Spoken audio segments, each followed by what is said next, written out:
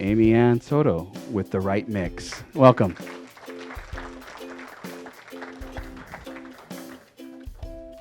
Hello, everyone. Well, I am starting a nonprofit. We call it the Right Mix. It's a nonprofit that will be focused on creating an educational healing place for at-risk youth. At-risk young adults ages 16 to 25, and we will be mainly the ones. It'll be more like, for example, foster kids who had a traumatic youth, and then they're out of the system, and then they're on their own. And we're just trying to create an educational, healthy buffering zone between childhood and adulthood to kind of give them a little bit of leeway into adulthood that they may not have had on otherwise.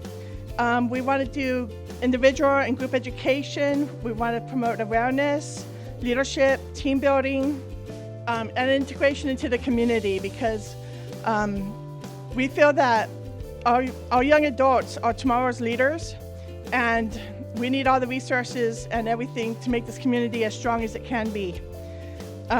We want to teach classes such as life skills and budgeting, but also little things like comparing prices at the supermarket, or balancing a checkbook, and cooking and being on their own and taking responsibility for themselves.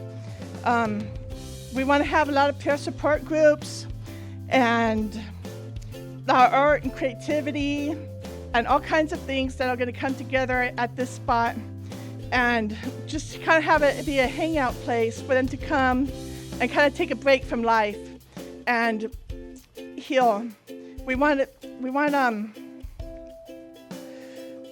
just want to, I'll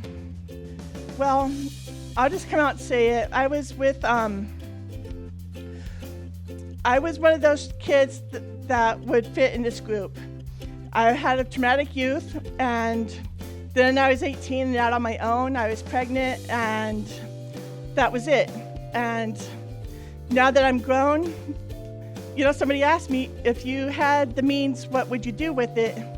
I said, you know what? I'd create something for kids to kind of create this buffering zone so that they don't have to struggle and learn the hard way like I did. And it just kind of give them a better chance at life than what they would have. And now it's coming into more than just an idea. We actually have a board members, and we're just about ready to submit our paperwork for the nonprofit. We just really would love the support of the community for this event, for this idea that we have. I think it's really good, and it's something I'm very passionate about. Is there any questions or anything anybody can ask? I can take 4 questions. Yes. Wait. So in your vision structurally, do you see this as a drop-in center, or is it going to be more structured that you're going to have classes that people come and attend at a certain time? You'll have you have to rent space or something. How do you see that formation coming together? I see it as maybe a little bit of both. We might have an area where people can just drop in and hang out, but there also is going to be formal classes, which will, run this whatever time, 2-6 weeks. So it will be a little bit of both, but there will be a space in between where they can just drop in and, hey, I need a place to decompress right now, or I just want to do some art and have some alone time. So yes, my answer is a little bit of both. Any other questions? One over here. I forget the name of it, but there is a center down on 9th Street. Have you checked to see if there are other people already doing this? That is a group, I think it's for after school. I'm not sure it goes to as old as you are, but I know kids can come in and use computers, and I know they have training classes, different peer groups and different things, and a decompression place, but it may be for a younger thing. So have you double checked to see if anybody else is already doing this and you're not duplicating? Yes, I have. We have noticed that there's a place called The Spot, which the juvenile justice system works through, and it does create a little bit of what we do. What we're trying to do is create prevention, early intervention, so they don't have to go to juvenile hall before they get these services. And so, yeah, we are looking around. We're all trying to find other duplicates, and we restructure so we can stand out. Any other questions?